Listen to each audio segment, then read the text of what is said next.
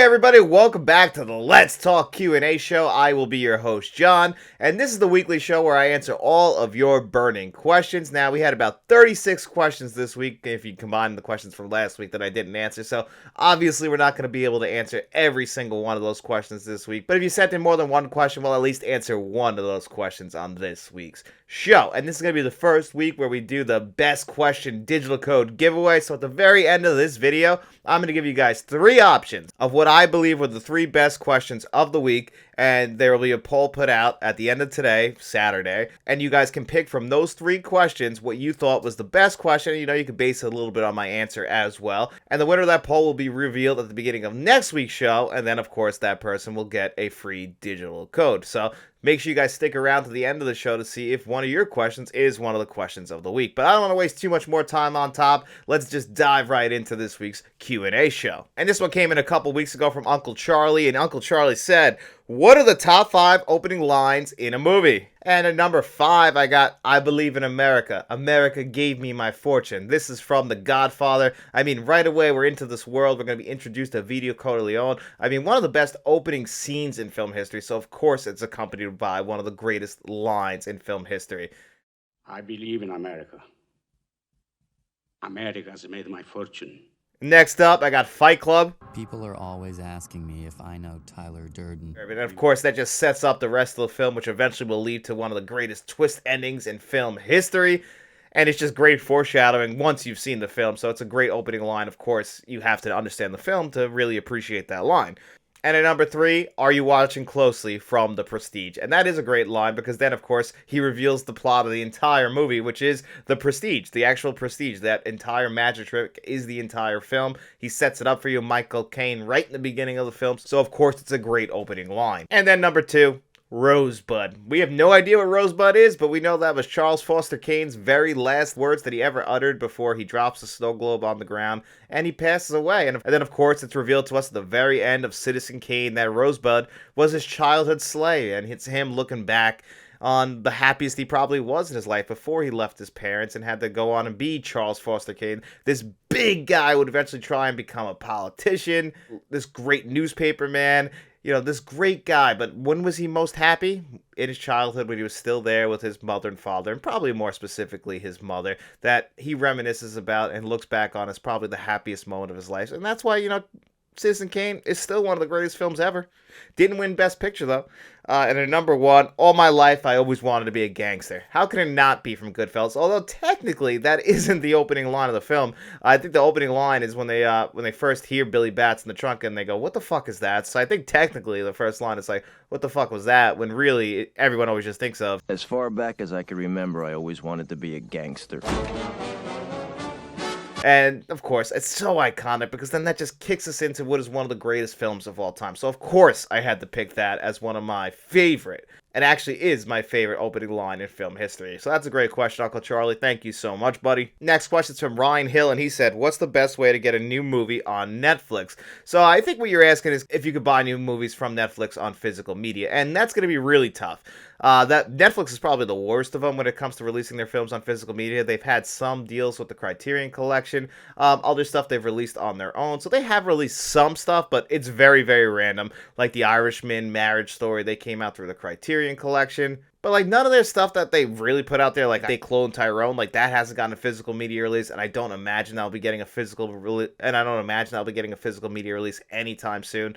Netflix, despite the fact that they love to keep just charging more money, they can make money if they just leased out the rights to all of these films to, like, either boutique labels or just anybody, and release them to us on physical media. The collectors out there will grab them as long as, you know, the movies are decent enough. Like, they put Roma out on 4K Blu-ray, and no offense to Roma, but I remember when that was nominated for Best Picture, and Alfonso Cuarón, you know, he's most known for Gravity, and he's a great director, and this was a very personal story for him, and, you know, Netflix was pushing this movie. I watched it, and I was just like, man, this movie is boring as hell, and I hate saying that, because I really appreciate a lot of the filmmaking in the movie, but I just could not get into that film at all. I watched the entire thing, and I was like, this is just one of those pretentious movies that gets nominated for Best Picture, and we're not going to be talking about this in a couple of years. And sure enough, we're not talking about Roma, but that does have a Criterion release, which, you know, just not it for me. So that one obviously is something that I don't necessarily get too excited about that coming to physical media, where it's got so like they released Stranger Things seasons 1 and 2 on 4K Blu-ray, but they haven't given us seasons 3 and 4 yet, and season 3 is my favorite. I would love to have that on physical media. So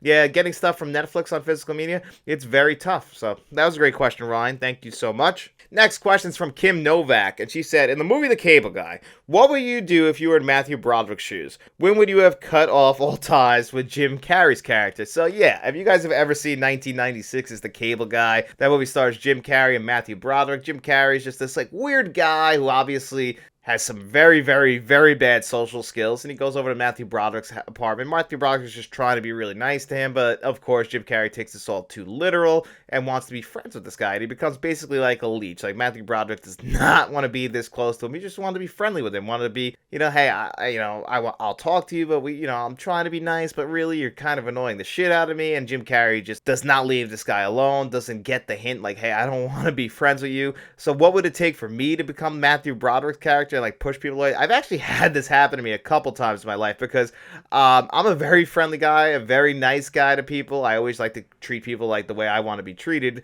and a lot of people take that as, oh, you want to be friends with me, you want to go hang out with me. If anyone knows anything about me, like, you guys see me here on YouTube, so you kind of know me, like, as far as the guy on YouTube talking movies. But in my regular life, I'm a little bit of an introvert, which means I kind of want to be alone. I like to be alone a lot of my time. I'm not somebody who goes out to parties. I'm not really into even, like, hanging out unless we're going to the movies or watching movies somewhere. I'm just more of a, like, chill guy, one or two people. Me, personally, I would rather just stay at home with my wife and my dogs and watch movies all night. That's what really gets my gears going. I'm just not one of those, like, going out types of people, but people invite me out all the time, and I have to like shoot them down and be like, it's just not me. I'm not the hanging out type. Like, we could talk, we were at work together, but unfortunately, that's the thing when you work with people, like, you start to get close to them. It's like, well, they kind of just spent 8 hours together, so I don't really want to hang out. I don't really want to hang out too much with you outside of work. But I've had people like kind of like, they'll start asking me, like, I remember this guy I used to work with at my regular Joe job, like my old job, and he would like kind of cling on to me. He would always be texting me, like, even though we worked together, he'd be texting me all hours after work. And then, when I ended up quitting that job, like, I felt guilty because I felt like the guy obviously didn't have that many friends and he wanted to have friends, but I personally couldn't take it. I'm like I said, I'm just not that kind of person, like, who's going to be there talking all day. I kind of had to tell him, like, you got to kind of leave me alone. Like, we're buddies here at work, but it's just not going to work outside of work. So, I already have a very small group of, like, regular friends, and even them, I'm not the world's best friend. I'm not gonna lie to you guys. I'm just not a good friend. I'm not the best at reaching out to people. If people reach out to me, I'll always respond. But when it comes to me, like, reaching out to other people, I always feel like I'm a burden, so I don't necessarily ever want to bother them. So I'm not the person who always reaches out first. But if you reach out to me, I know you want to talk, and I'll always talk back, unless it becomes, like, the Jim Carrey character of one of my old coworkers, where it's like, you're being a little bit too overbearing with me, and I just do not like that. If I have to say something, you've gone too far, because really, I could take a lot, and I really don't like to disappoint people or let people down, and I try and be as friendly as I possibly can. So if you ever see me mad, which is a question we've gotten here on the channel in the past, like, what would it take to actually get me mad? I have a very long fuse, and if you somehow ignited that fuse to the point where I explode, you really push me very far, because I'm not that kind of person. It takes a lot for me to get mad. You really got to chip away at it. And believe me, some people have found a way to still piss me off, and when I lose it, like, I'm not one of those people that's gonna, like, black out, but I don't like to get mad. I don't like confrontation, so, if those people push me to that far, like, you really had to do something to me. And I'm an open book, and I love jokes, and the more, I like to make fun of people, and people like to make fun of me, and as long as we're buddies, we can do that. We can always make those jokes. I always believe that there's a line where comedy starts and being mean ends. Like, you could, if you're not friends with somebody and you're just ripping into them, that's a whole different thing. But if you're making fun of them, they're your buddy, that's a whole nother story. And I feel like we kind of lost that. Like, everyone's a little bit too sensitive in this world, and they don't really get humor, and that's kind of why we lost comedy films, which is another question we have later. It's just because I feel like people are a little bit too sensitive nowadays, and rightfully so. There's a lot of shitty things going on in the world, so I understand where that sensitivity comes from. But I also feel like, we kind of lost comedy in there. And there used to be a point where you could just, like, rip on your buddies and, like, have a good time, where nowadays you got to start thinking, like, is this guy going to take this the right way? Like, you got to really know somebody to do that with them. And for me, like, I don't care. You can make fun of me all you want, as long as we're cool. Like, you can't come at me if we're just like we don't really know each other. Like, you haven't earned that yet. So I know I kind of rambled on with these questions, and this was a really good question, Kim. So I really do appreciate that. Thank you so much. And the next question is from Johnny Balls, and Johnny Balls said, "What is your favorite movie character who smokes cigarettes?" And my favorite, it's got to be Jimmy from Goodfellas, right? And I listen to a podcast called The Rewatchables on The Ringer, and they always talk about, like, good movie smokers. I'm not a cigarette smoker myself. My mother was, though, and so was my grandmother. So I saw a lot of people smoke when I was growing up, and I definitely feel like the Italians definitely nail that. So, like, you get Jimmy in Goodfellas, and he just looks like he knows how to smoke a cigarette. Robert De Niro, in general, looks like he knows how to smoke a cigarette, where you got actors like Tom Cruise, who clearly are just not smokers, so they don't really get it. But I think if the person's actually a real smoker, you'll get the most out of them, because obviously they know how to smoke cigarettes, and it's going to look more realistic because they're real smokers. So I'm going to go with Jimmy from Goodfellas as the best smoker on screen. That was a great question, buddy. Next question is from The Dark Knight, and he said, if you had 3 movie-related wishes, can't be physical media related, how would you use them? How would I use them, actually? Can I get, like, something for my home theater? Or can I say, like, can I get a brand new surround sound system? Because I would definitely use one of my wishes on that. Like, can I do anything? Can I wish that, like, Jim Carrey was back in his prime, and now they're really going to make Dumb and Dumber 2, and they're really going to make The Mask 2 before it's too late? Because they're talking about making a sequel to The Mask with Cameron Diaz, and she said she'd be game. Jim Carrey said he'd be game. But I'm afraid of a Dumb and Dumber 2 situation. So can we, like, get them from, like, 1994, 1995, and have them ready for a movie in the modern day? Because that would be great. That would be the way I would like to go. But we'll have to wait and see. I'm sure we'll get The Mask 2 at some point, because money talks. But still, I'm hoping that when they do make it, and Cameron Diaz and Jim Carrey said, like, the script's got to be right. I think maybe they've learned their lessons with all these horrible legacy sequels, but I would love to get, like, those actors back. And then, of course, you know what? I would like them just to start making more studio comedies again. I truly miss that. I don't get to go to the movies and see a comedy anymore. There was a comedy that came out this month. Well, actually, I guess last month. One of Those Days with Keke Palmer, which I heard. I haven't seen it yet. I wanted to go see it. I had tickets to go see it. Just didn't really work out. So I wanted to really see it. But that movie is a straightforward buddy comedy, from what I understand. And it did pretty well at the box office, which is great to hear, because we really need more of those comedies. Like last year, we had Ricky Stenicki, and that went to right to streaming. And it was actually pretty good. People shit on it and said it was a horrible movie. But I love dumb comedies like that. It starred John Cena. And John Cena actually is a pretty damn good comedic actor, and that's honestly right in his wheelhouse. He's perfect for that. I thought he was great in Ricky Stenicki. I understand why people didn't like it, but I really enjoyed it. Thought it was really funny. So that's what I would do with my 3 wishes, The Dark Knight. Thank you so much. Next question is from Threesome, and they said, are there any movies that you refuse to watch because you find the subject matter offensive? So the one that's really big is I have never seen The Birth of a Nation, which is from 1915, is like considered one of like the first like big epic films of all time, and it's considered like one of the big innovations in film, so it's a very important film, but it's an extremely racist film, so I don't want to ever watch a movie like that. So those are the only kinds of movies. Like, I've seen a Serbian film, which is probably the most offensive film that I have ever seen. They're actually making a documentary about that. There is a review here on this channel. It's like the 2nd or 3rd video we ever did, and me and my cousin Matt were the ones. We did it with our friend Paige, and we sat down, and a guy asked us, and it actually turned out to be a buddy of ours. We didn't realize at the time, Uncle V, and he asked us to review a Serbian film. My cousin Matt actually bought the Blu-ray for it, and we had no idea. Went into this movie completely blind, and what the fuck? We put that movie on, and yeah, that'll end up being the worst and craziest, most offensive movie that I have ever seen. If anything can top that, I would be shocked. So really, there's nothing that can get under my skin. There's nothing that can get under my skin anymore.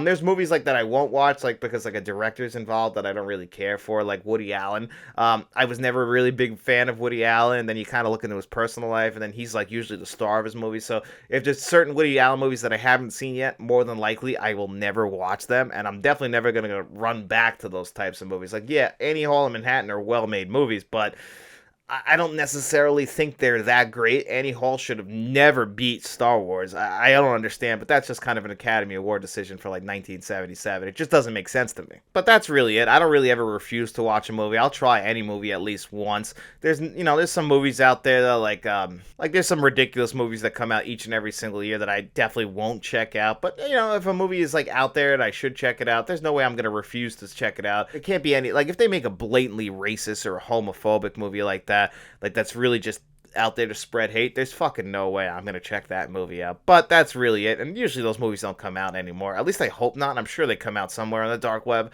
You know, there's still a lot of hate in the world. You like to believe there's not, but unfortunately there really is. So, you know, those types of movies are the only ones that I'll ever avoid. And the next question is from Mr. Mice, and he said, best favorite use of music in a movie / scene. He picked Bronson, Thomas Crown Affair, ending sequence, and returning art. So we actually kind of answered a question like this last week, and I picked Goodfellas. When He Kissed Me, you know, that's the long one that's in the movie Goodfellas. But I'm going to pick another Martin Scorsese movie this week, and I really love in the beginning of that movie the use of Phil Collins' One More Night. And the movie I'm talking about is The Color of Money. And this is a very, very, very underrated Martin Scorsese movie. A lot of people wouldn't even put this in their top 10, but I've always loved The Color of Money. I think it's one of the more underrated sports films, one of the more underrated Tom Cruise movies, and of course it won Paul Newman his only Academy Award, and he's playing the same character that he played in The Hustler, except now he's an older man. He's kind of passing his wisdom on to Tom Cruise. He's dating Mary Elizabeth Master Antonia, one of the greatest names ever. But early in this movie, there's a great needle drop of One More Night, and like the camera will shoot in on the pool table. It's done so well.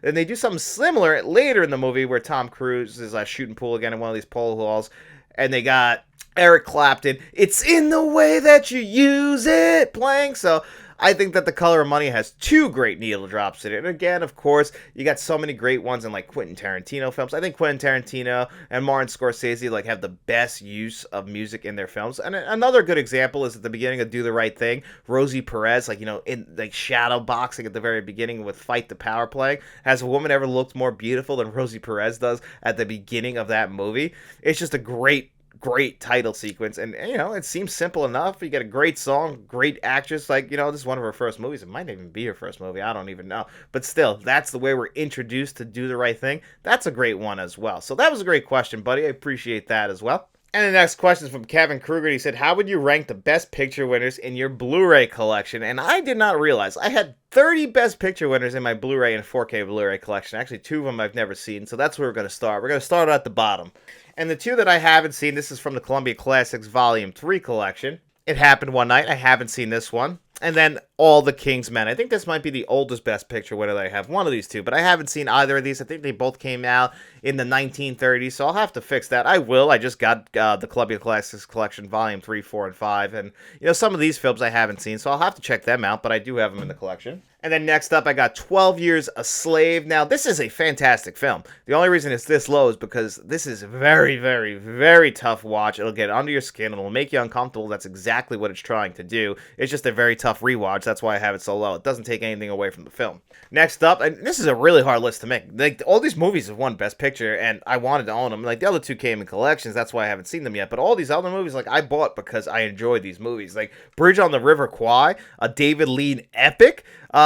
It's fantastic. It's just one of the best movies you'll ever see. One of the best epics you'll ever see. Obviously, he has another Best Picture winner that we'll talk about in a little while. Next up, Spotlight. Spotlight is a great movie. It's a very, very tough movie starring Michael Keaton. Michael Keaton has appeared in a few Best Picture winners, but he didn't win the Best Actor. Obviously he wasn't going to win for this. This is a big ensemble cast.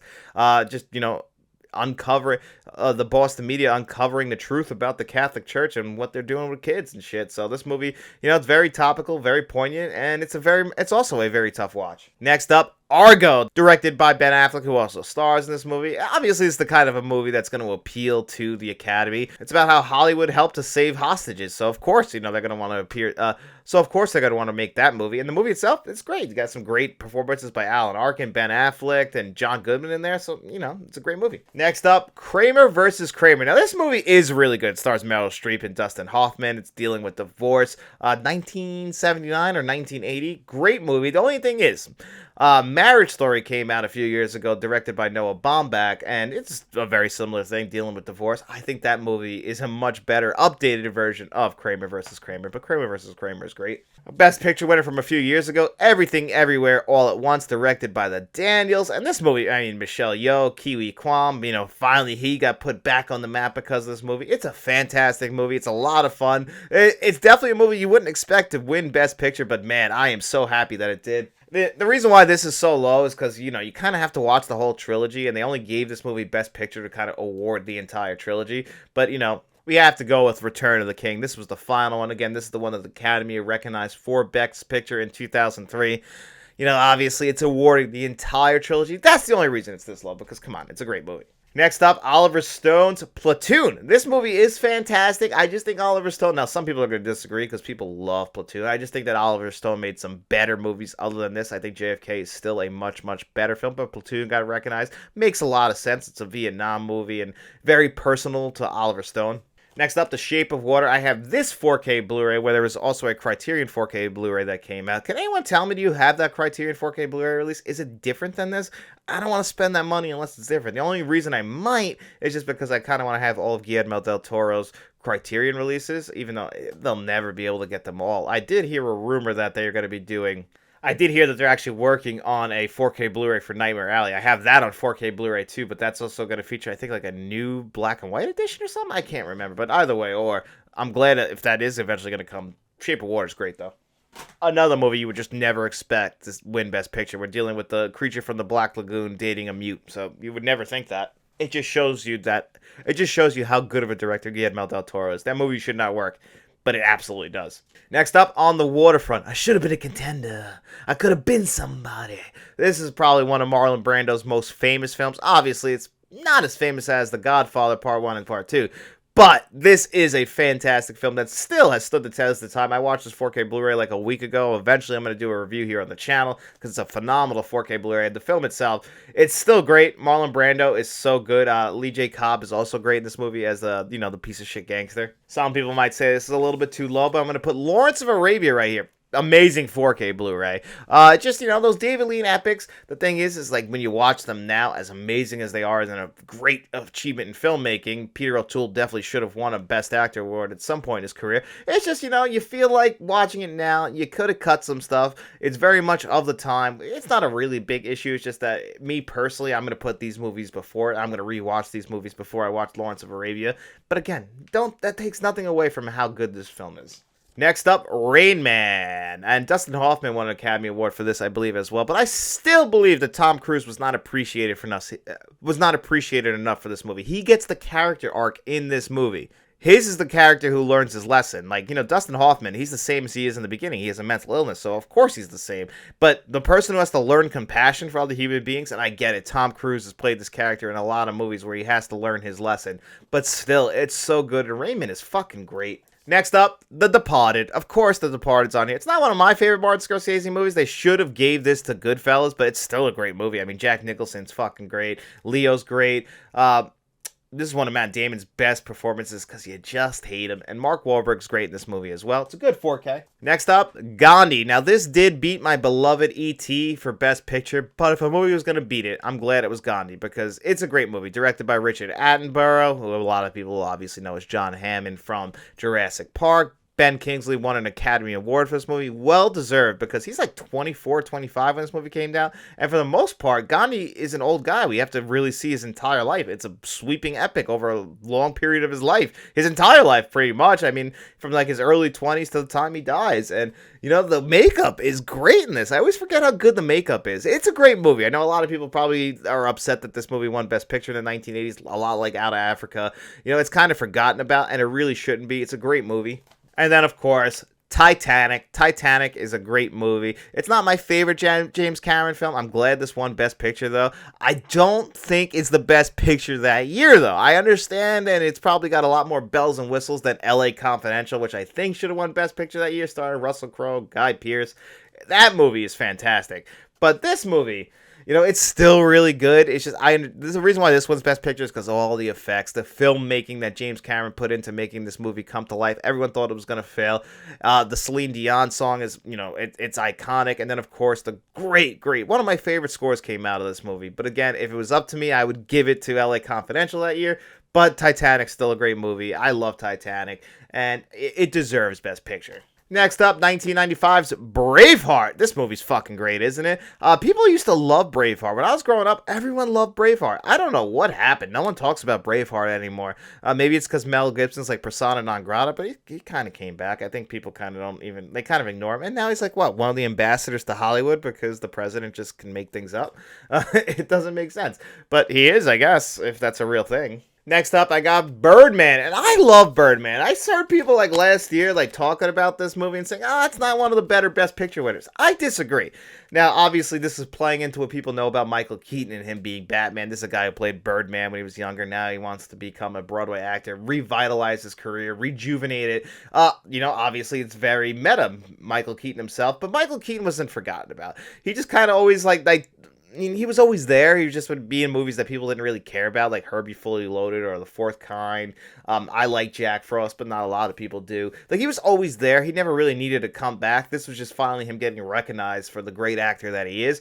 And I think Birdman's great. I wish more people liked this movie. I mean, obviously, it's clever how it's supposed to look like it was all shot in one shot, but I love the score to this movie. And, maybe I'm a little bit biased because Emma Stone's my favorite actress, and she's great in this movie. I think she won an Academy Award. Michael Keaton should have. Like, it's one of the most heartbreaking things to me when he puts his acceptance speech for winning Best Actor back in his pocket. He should have won. Was that the year that what's his name won? I think Benjamin Cumberbatch. I don't remember even who was up that year and won. I think it was what's his name playing Stephen Hawking, if I am correct. And I remember thinking, no.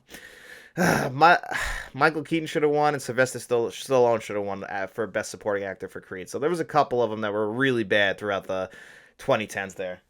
I know a lot of people don't love this movie as much, and of course, if it was up to me, I would have gave 1994 to, Pulp Fiction. That's my second favorite movie ever. But Forrest Gump is not a bad Best Picture winner. It's actually a great movie. This is one of my go-to when I'm in a bad mood movies because it's, moves along at a really brisk pace.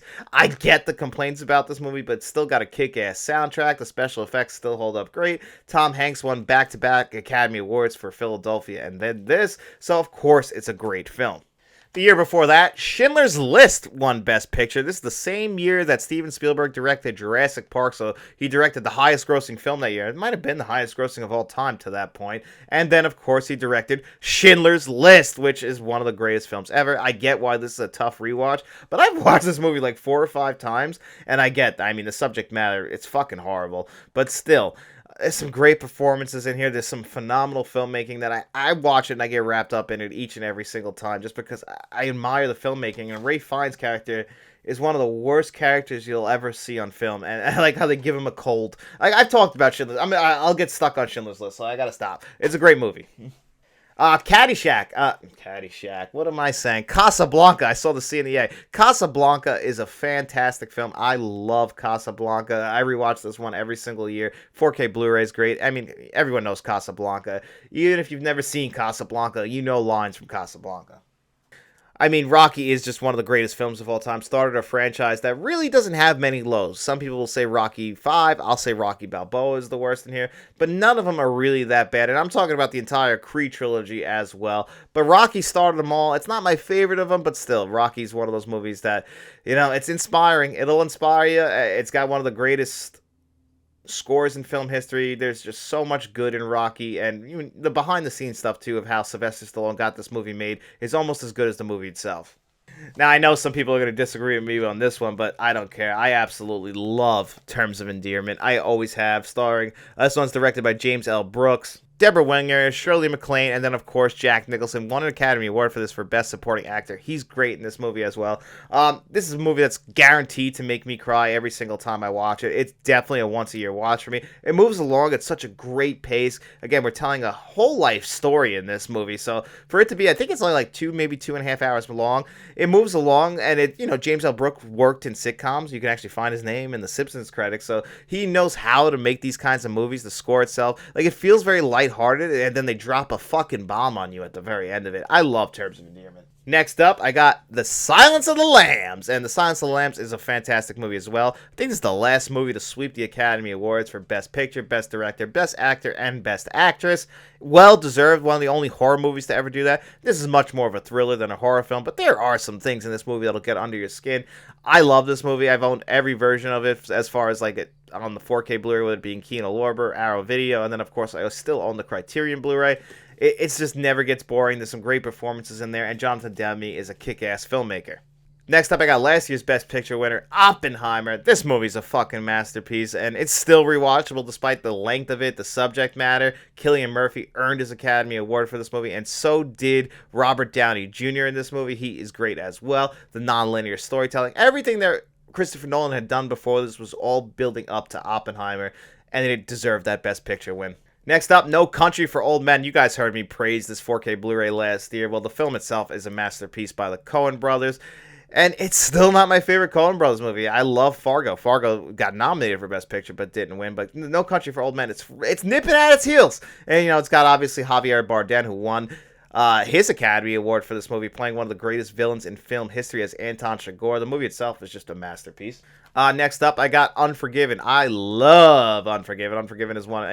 This is pretty high, right? Unforgiven, I just think, is Clint Eastwood's masterpiece. He directed the hell out of it. He stars in it as William Money. It has one of the greatest closing scenes in film history. Gene Hackman won an Academy Award for this movie as well as Little Bill. One of the biggest piece of shits ever walking, but he's charming. You kind of like him. He's building a house. He's great. I love that movie.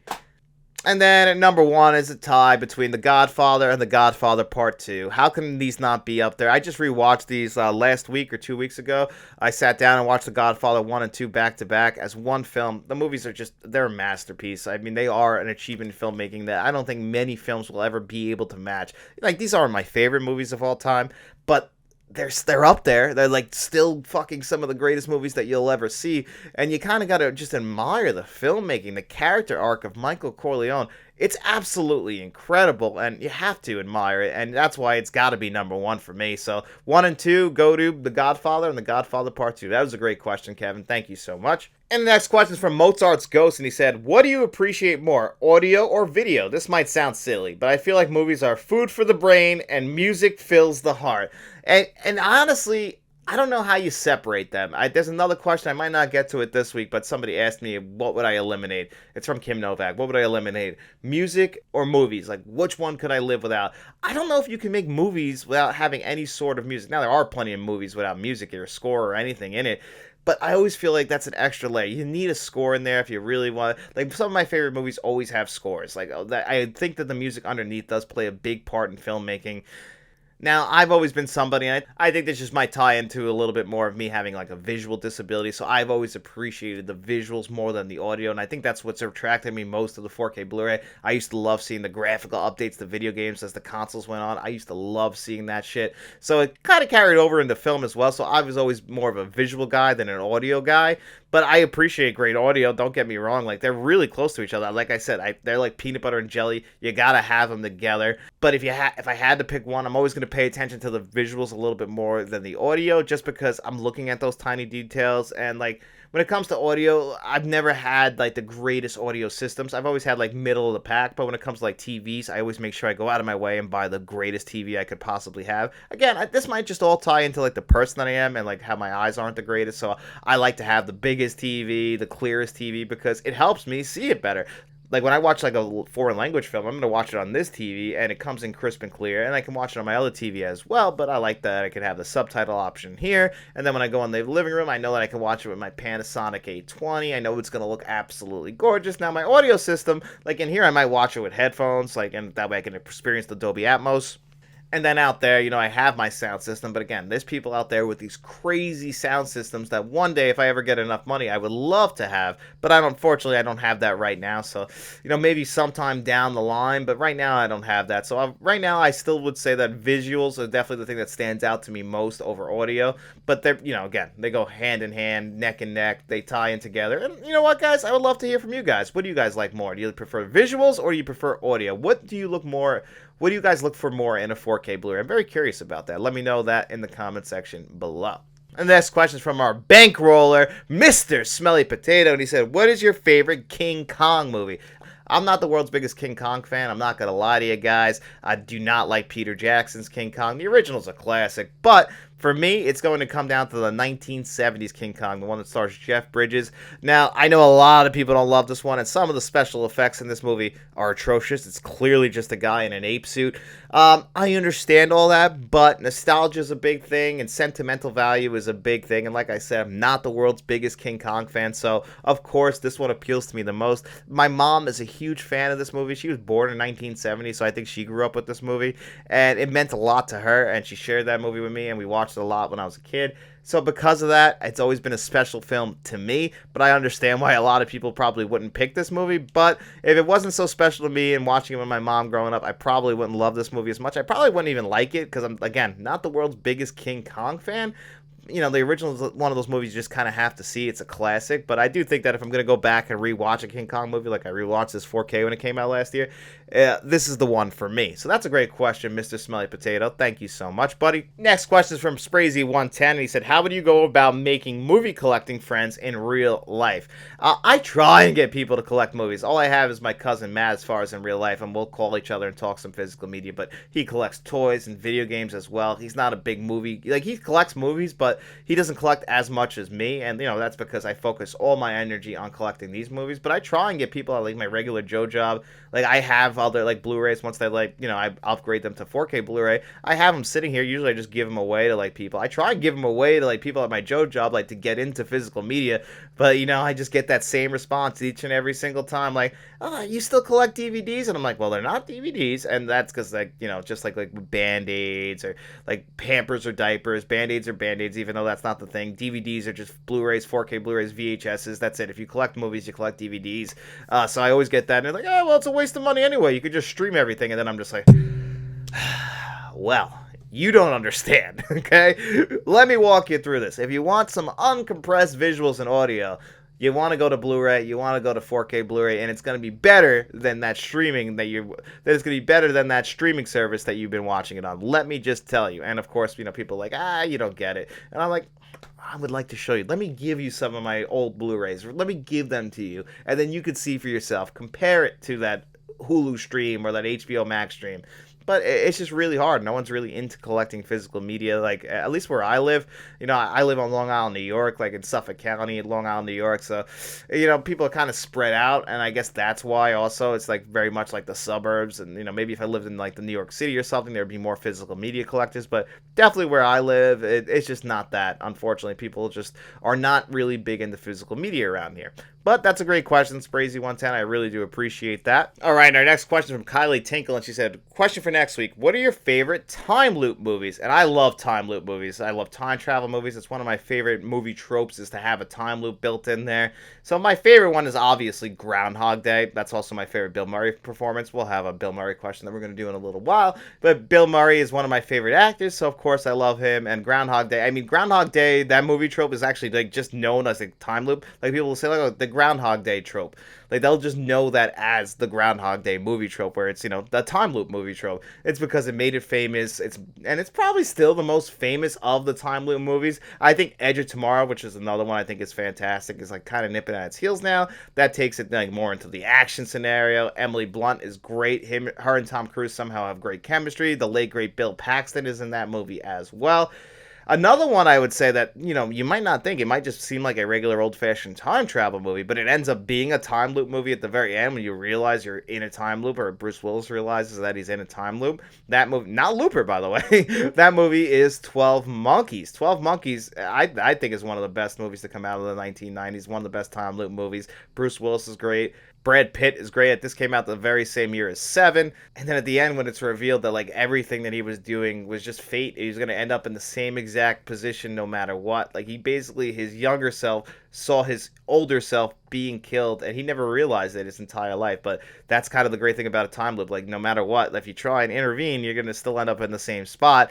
A great time loop movie. Obviously, you're repeating the same thing every single day, and you try to figure that out. You try to deal with that. Another great time loop movie is Happy Death Day. Happy Death Day is fantastic. It takes it to the horror. It adds horror into it. So of course So, of course, that works out really well. And the director of that also made Happy Death Day 2 and also made Freaky. Very similar genre films to Happy Death Day, but the original Happy Death Day is, in my opinion, one of the best. So if I had to pick a top 3, it would go Groundhog Day at number 1, Edge of Tomorrow at number 2, and then I would go at number 3, Happy Death Day. But, of course, but another one I would definitely recommend is the movie. 12 Monkeys. If by chance you haven't seen that one, it's 30 years old this year, which blows my fucking mind. But still, that movie, you have to see it. It has an Arrow Video 4K Blu-ray release, but it's not one of the greatest. I remember when it came out, I was happy with it, but then it has a replacement disc program, and that kind of tainted that release. And it's a great Terry Gilliam film, so you should check out 12 Monkeys if you haven't seen it.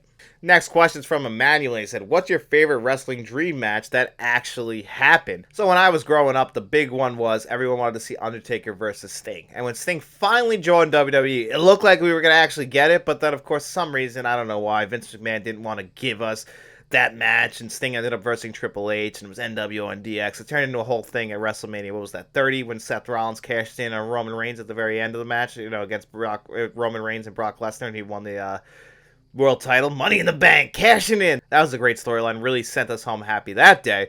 But, that was the dream match that I personally always wanted, because I wasn't a big WCW guy, but I always loved Sting, and Undertaker's my favorite wrestler of all time, so I always really wanted that match. Undertaker and Shawn Michaels for a long time in the early 1990s, and there was, for some reason that never would happen. Finally, at Ground Zero, we got Undertaker versus Shawn Michaels. Then at Bad Blood, my favorite wrestling match ever, they versed each other again. And then in the Royal Rumble of 1998, they had their third match, and then they had 2 more back-to-back at WrestleMania 25 and 26. I always felt like those guys had great chemistry, but one of the dream matches that actually came to fruition was Kurt Angle versus Shawn Michaels. And they had 2 great matches, WrestleMania 21 and then I think Vengeance 2005. But they had great, great matches. So that was a dream match that actually came to fruition. Kurt Angle is one of the greatest. He just took to wrestling like a fish takes to water. My God, he was a natural pro wrestler. He knew how to be a heel. He knew how to be a face. He had no problem making fun of himself. And then, of course, when you're in between the ropes, there was almost nobody better, except for maybe Shawn Michaels. And that's why the two of them were great in the ring together. And we only got those 2 matches, I'm pretty sure. I mean, I can always say Shawn Michaels with anybody. Shawn Michaels with Chris Jericho had some great matches, their best being at WrestleMania 19. I'm going to go with Kurt Angle versus Shawn Michaels. That was a great question, Emmanuel. Thank you so much, buddy. Next question is from Lorenzo Harris, man of God, and he said, rank these films: New Jack City, Boys in the Hood, Juice, Menace to Society, and Belly. I actually watched Menace to Society last night on 4K Blu-ray. Hadn't watched that since I reviewed it on the channel. Great 4K Blu-ray, and what a great film directed by the Hughes brothers. The first movie they directed, they followed that up with Dead Presidents, and then, oh man, they just kind of disappeared. But Menace to Society, it's a great, great film. At the bottom, though, I'm going to have to put Belly. And I really like Belly. And Belly, the 4K Blu-ray is a great way to show off your system.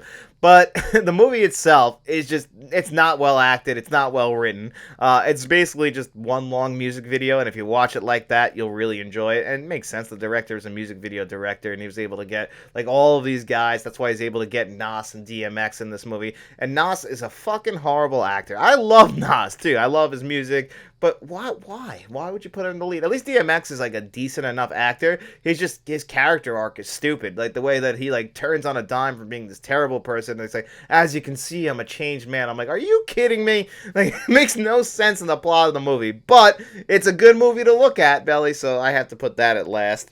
And believe it or not, above this, I'm going to have to put New Jack City. Belly's a clear last, but these other 4 movies are great. New Jack City is phenomenal. Wesley Snipes is scary as hell in that movie. It's just such a good movie. I don't know how we haven't gotten that on 4K Blu-ray. There's a scene towards the end of that movie. It's just, he's got that tear in his eye, but he knows what he has to do. But, man, you do not care. Wesley Snipes, that's one of his most iconic roles, and for good reason. And then above that, this is tough. Where do I go? I'm going to have to go Juice. I love Juice, too, and it's tough to put that at number 3. But, these other 2 movies are just better than that. Tupac is great. Showed that he was a great actor in this movie. Omar Epps is fantastic. Samuel Jackson has a small role in this as well. And you just wouldn't expect Bishop to be this character. Yeah, you see that he's a hothead early in this movie, but the character he ends up becoming throughout this film, Like, you're scared of him, man. Tupac does a great job as Bishop in this movie. And then at number 2, I'm going to go Menace to Society, and I'm close on these two. And after rewatching Menace to Society, like, should I put this above Boys in the Hood? I don't know if I could, though. Boys in the Hood is the one I've definitely seen the most. I saw this one at a pretty young age. I remember me, my mom, and my brother Ryan, we still talk about the movie Boys in the Hood. So that one's a little bit more special to me than Menace to Society. Menace to Society I didn't see until I was an adult. I was like 19 or 20 years old. Whereas Boys in the Hood, I saw like 9 or 10 years old. Again, just my mother didn't really care. Like, you guys heard me talking about King Kong. If she was a movie buff herself, and she just refused to watch kids movies. So of course, this is how I ended up watching like Boys in the Hood at a young age, and making a pretty big impression on me. And the thing is, when you watch like Menace to Society and Boys in the Hood, Don't Be a Menace in South Central While Drinking Your Juice in the Hood lifted so much from those two movies especially. It's hard to watch both Menace to Society and Boys in the Hood without seeing like Marlon or Shawn Wayans in the movie. Like, he's the Cuban Gooding character, Shawn Wayans, and Marlon Wayans is clearly the Lorenz Tate character from Menace to Society. You just can't unsee that when you're watching these movies. And I was watching Menace to Society the other day, and I'm just thinking, hurry up and buy. Like, I'm just in my head and how she's in the cooler and everything. And then, what did you say to me? I'm just thinking of Marlon, man. I can't help it. But these two movies on their own are fantastic movies of the early 1990s. But John Singleton's Boys in the Hood is a masterpiece. R.I.P. John Singleton. What a fantastic film. I have to put that at number 1. Great question, Lorenzo. Thank you so much, buddy. Next question's from Arkies and Movies, and he actually sent me in 10 questions, so obviously we're going to spread these out. We're going to answer one of those questions this week. Sorry, buddy, but there's too many questions. I can't really be doubling up. I want to try and at least get everybody who sent in one question this week. But he said, Sidney Poitier came back to life and was 30 years old and fit again. What would you cast him in? So Sidney Poitier is one of our great actors, and of course he was a black actor in a time where, you know, that really wasn't respected. He was one of the first black, he might have been the first black, I'm sure of it actually, I'm not sure of it because what's her name won for Gone with the Wind in 1939, but he won an Academy Award throughout his career. It was pretty significant. Heat of the Night also won Best Picture, I want to say, in like 1967, but Sidney Poitier, he's one of those great actors of the 1950s, 1960s, 1970s. Then he pops up in 1992 Sneakers. That was the first place where I saw him in, and he's he's great in that movie. He has such charm. So, but what would I cast Sidney Poitier in a movie today? He's a very classy guy. You know, he commands respect on the screen. Like, he's played a teacher in the past, obviously, and he's fantastic as that. Like, I would probably put him in, like, a political position in a movie. Like, maybe make him, like, the president, the vice president. Like, those are the kind of things I think of just because he looks like the kind of guy who would command respect. He's got to be a boss somewhere. He's not going to be some, like, if he's in, like, a mob movie, like, he would play, like, the same character like Denzel Washington plays in, like, American Gangster. Like, that's the kind of person he is, but he's a little bit more stern than, like, Denzel Washington. Like, I just feel like he's a little bit more proper the way he talks, and obviously that's the era that he was acting in, but that's the kind of role I would probably cast Sidney Poitier in a modern film. I just can't see him playing anything like, you know, maybe he's like oh, you said he was 30 years old now. Like, I'm thinking of him still as from Sneakers, because my mind always just goes to Sneakers, but if you were, you know, you could also cast him as, like, an FBI agent nowadays, like somebody who would be pretty high up. Like, he definitely looks like the kind of guy who would rock a suit nowadays. He's not going to be someone wearing t-shirt and jeans. That's just not Sidney Poitier. That's just the style I see him in. He's too classy for me. Like, he can be if he's going to be a villain, he's going to be a classy villain. He's going to be like a Bond villain that you almost don't believe he can be beat. You almost can't believe that he would be able to be beaten. So that's a great question too. I really appreciate that. And again, we'll get to all of your other questions over the next few weeks. You know, I know that some people are like, well, you know, you only answer. It's tough. There's so many different people, so we'll answer those other questions over the next few weeks. And thank you so much for sending that in. And the next question is from Amanda Cunning, and she said, for next week's show, will you eventually make a second channel covering sports? I love when you talk about NASCAR, and I love to talk about NASCAR, let me tell you. And if I ever start a second channel, it might just be like NASCAR focused, just because I would say, other than movies, the only other thing I'm actually an expert in is NASCAR. Now, I watch football and I watch baseball, and I can hold my own in those conversations. I watch basketball. I can hold my own a little bit in that conversation. Hockey, I don't watch, you know, tennis and all that stuff. But NASCAR, I'm a bit of a NASCAR historian. Like, I can actually tell you who's won every Daytona 500 from like 1986 till last year. For some of my mind, it just knows NASCAR facts. I love NASCAR. It's one of the only sports I ever loved. And with the way, like, the people who usually, like, the stereotypical people who love NASCAR, unfortunately, kind of gets a bad rep. And, you know, I want more people to watch NASCAR, and I understand the stigma attached to it, and it does bother me too, but I wish more people like NASCAR, and I would love to spread the word with NASCAR because it's not really doing too great right now with like getting major sponsors. But if I ever did start a second channel, I would love it to be NASCAR focused. But unfortunately, as you can see with this channel, if I didn't have a regular Joe job, I could do it, but I don't.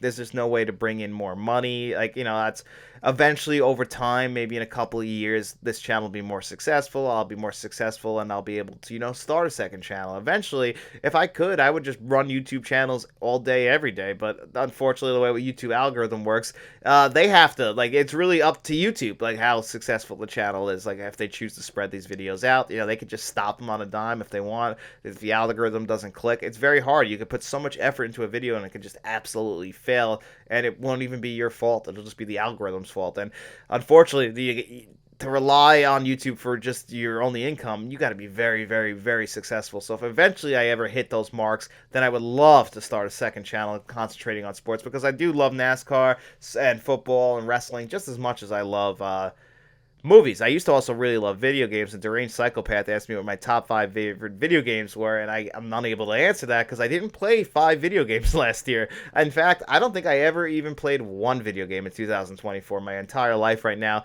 is just concentrated on, my regular Joe job. I'm married, I got dogs, I own a house. I was building a house, and I'm doing all, like, I got that going on. And then of course all my free time goes to the YouTube channel, and then when I'm not filming and editing, I'm watching movies for the YouTube channel. So right now my life is pretty well booked, and I'm not gonna lie to you guys, it's pretty hard to manage, but thankfully I love watching movies and I love this channel, so it makes it a little bit easier and an easier pill to swallow. But that's a great question, Amanda. Thank you so much. And the next question is from DeathStalker83, and he said, tomorrow's February 2nd. So my question for next week is, what is your top 10 favorite Bill Murray movies? And he also asked me my top 10 favorite spy and espionage movies are, and we'll get to those next week. So we're going to start at the bottom and work our way up. Speaking of Wes Anderson, at number 10, I got The Life Aquatic of Steve Zissou.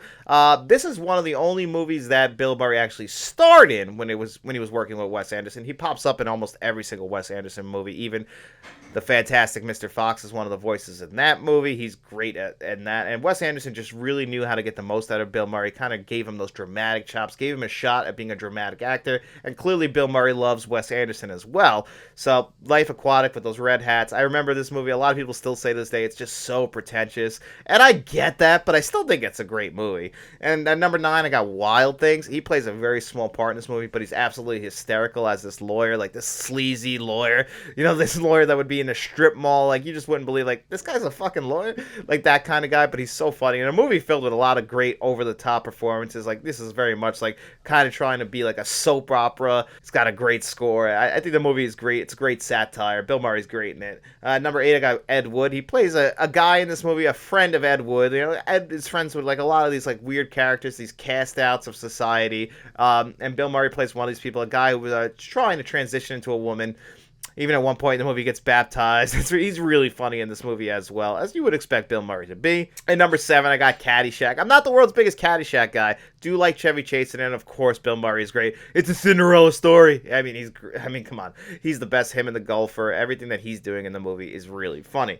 And number 6, I got Quick Change. And this is one of the, actually, I believe this is the only movie that Bill Murray directed, and he co-directed it. It also features Gina Davis and Randy Quaid.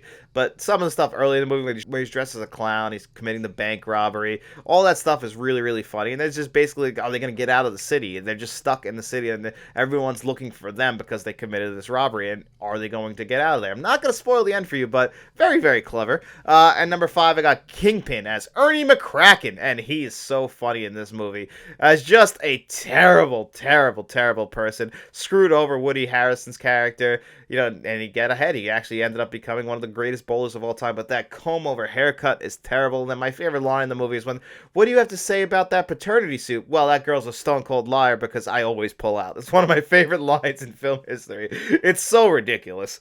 And at number 4, I have Scrooge, one of my favorite Christmas movies of all time. He plays Frank Cross. He doesn't play Scrooge, but he is making a version of Scrooge for his TV network. He plays a horrible, horrible TV executive who has to learn his lesson. Again, something that Tom Cruise has to learn in a lot of his movies, but Bill Murray, he's just a horrible. He's just an absolute asshole. So it's going to be a little bit harder to, turn this guy around. Thankfully, he's going to be visited by a few ghosts. And then eventually at the very, you've seen Scrooge, so you know how this ends. But it has one of the better movie endings of the 1980s where he's talking to the audience. I love that. We get to see him put the Scrooge hat on. Great, great, great movie is Scrooge. At number 3, I got obviously probably the one a lot of people would put at number 1. I have Ghostbusters. And I don't have Ghostbusters 2, I have just Ghostbusters. But I do want to acknowledge Ghostbusters 2 because he's hysterical in that movie.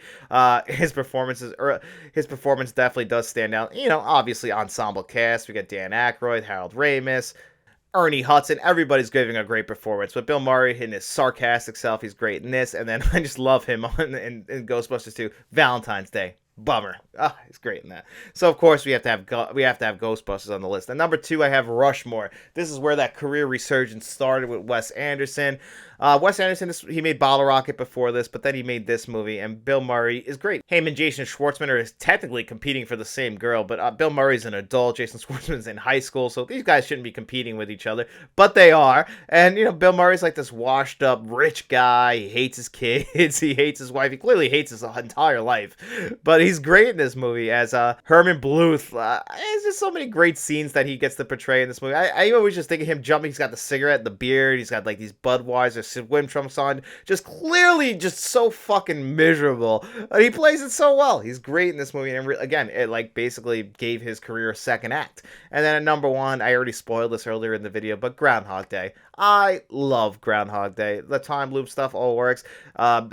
Bill Murray playing an iconic Bill Murray character, doing the Bill Murray arc, an asshole needs to learn his lesson. And it's going to take a really, really, really long time for him to learn this lesson. One of the only movies I ever liked, Andie MacDowell. And yes, I do like 4 Weddings and a Funeral. I just always found like she's like, I don't know. There's always just like something about her. She looks like a mom, which is crazy because she's actually probably famous now for being a mom because of her daughter Margaret Qualley, who's like, she's on the ascent right now after The Substance last year, Kinds of Kindness, Once Upon a Time in Hollywood. So she's probably famous now for being a mom, but it's really just like, I've never been the world's biggest Andie MacDowell fan. Even Sex, Lies, and Videotapes. She's good, but I can always see somebody else in her roles, but she's great in Groundhog Day. But we're here to talk about Bill Murray, and that's Bill Murray's best role. So that's a great question. Thank you so much, buddy. I really do appreciate that. And then the last question of this week is going to be from Simon, and Simon says, what are your 5 favorite foreign language films? It's really hard to pick 5 of these because, think about it, we always talk about Hollywood films, but everybody's making films everywhere, so there's a lot of foreign language films,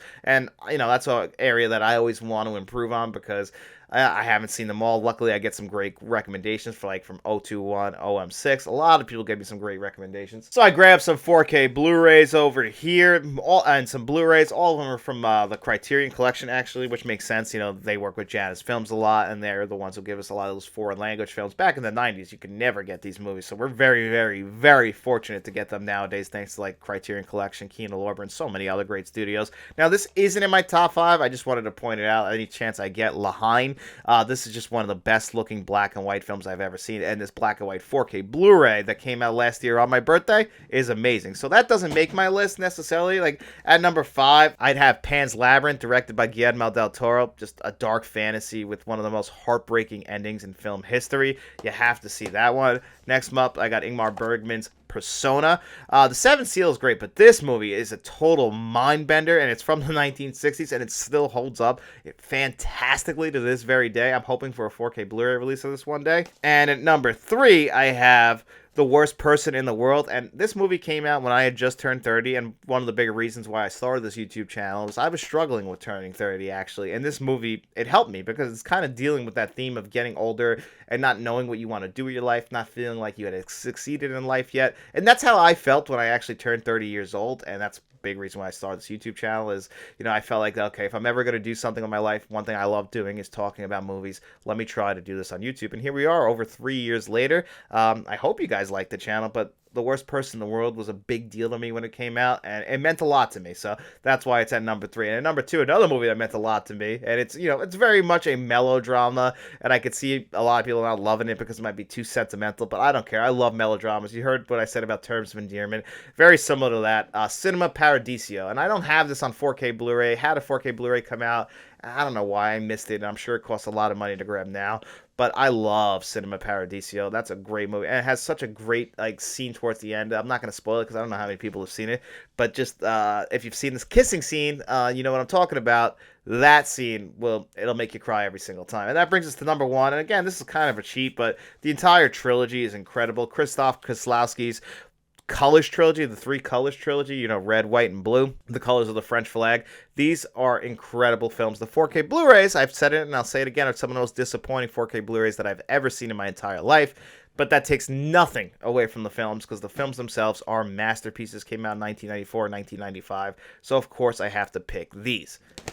And that was a great question as well. Thank you so much, Simon. Now, what were the top 3 questions of this week? Well, we're going to go with Deathstalker's question of the top 10 Bill Murray movies. I thought that was a great question, so that's one of the 3. Kevin Kruger's question of me ranking all of the Best Picture winners in my Blu-ray and 4K Blu-ray collection. I really appreciated that. It challenged me. It took a lot of effort. It made me even realize I didn't have all these movies. It also helped me to realize I have all these movies in my collection. I didn't realize I had all these Best Picture winners, and a couple of them I have to watch. So, of course, we have to include that as well. And then the question from Mozart's Ghost. What do I care about more, the visuals or the audio? So those are going to be the 3 questions that we're going to...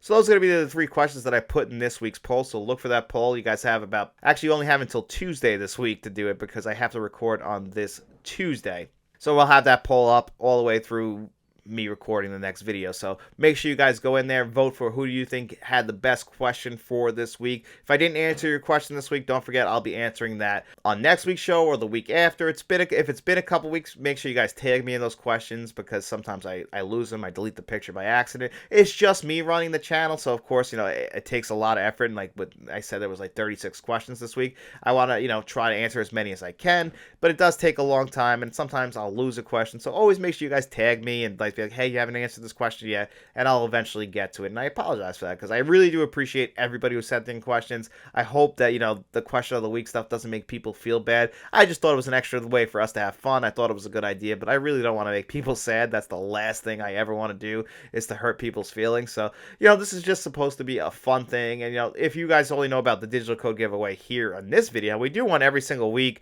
On Friday's video, I asked 2 digital code giveaway questions at the very end, and then, you know, I answer those, and then I spin a magic wheel, and it lands on 2 names, and they have their choice of digital code, so you guys can enter into those giveaways if you'd like as well. I also made some changes this week to the channel membership, so we do have channel memberships here on the channel. We have 4 different tiers: a friends of the channel tier, a producers tier, a directors tier, and then a bankroll tier. The bankroll tier is where you're going to find my buddies Frank from Frank's Media and Review and Mr. Smelly Potato. These all have a bunch of different perks, including extra videos. So if you enjoy the channel and you want to do like a Twin Peaks watch along with me, I'm doing that every single week. We're going to watch a new episode of Twin Peaks and the movie and the Showtime series The Return. And anytime I review like a new movie, like right now you can watch my review for the film Companion here on the channel. That's for all the channel members, and that's just for anyone from the Friends of the Channel tier and up. So we've just 99 cents a month, and you guys can get those 2 extra videos each and every single week. And then there's more perks going up from there, so make sure you guys check out every single tier. And I hope you guys enjoyed this video, and if you did, please don't forget to hit that like button, hit that subscribe button, share this video if you could. But if you got no money to throw our way, guys, seriously, do not worry about it all. All I really hope is that you enjoy this video, and if you did, get out in those streets, tell your friends about us, and then we'll be seeing you around.